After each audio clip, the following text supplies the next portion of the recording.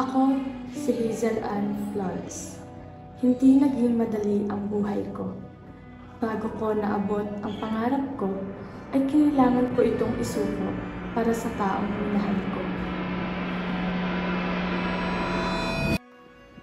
Kalaunan ay napaisip ako na ang pagmamahal ay siyang dapat bumubuo sa pangarap at hindi siyang sumisira dito. Dito ka muna ha.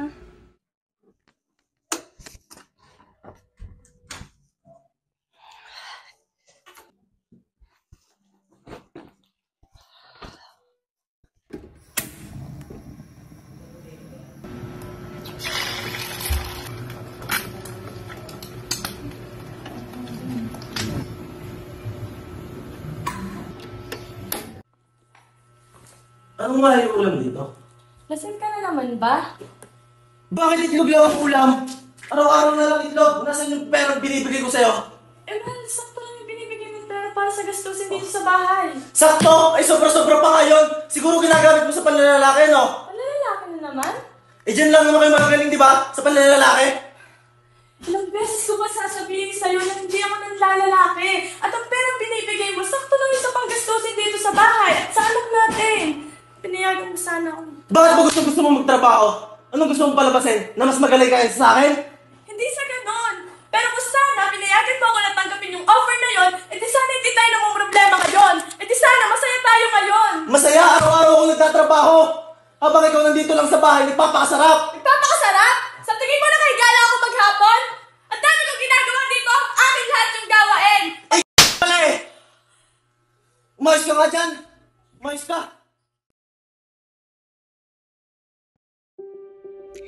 Tampok ngayon ang pagtatagumpay ng isang lokal na organisasyon ng kababaihan sa pagtulong sa mga kapwa nila babae, byuda at single moms sa kanilang komunidad.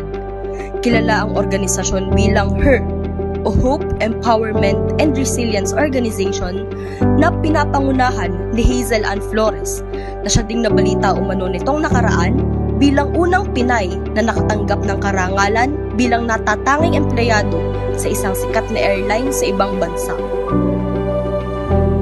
Ladies and gentlemen, today we celebrate the resilience and strength of women who face challenges head-on, especially those who navigate through relationships with sexist partners.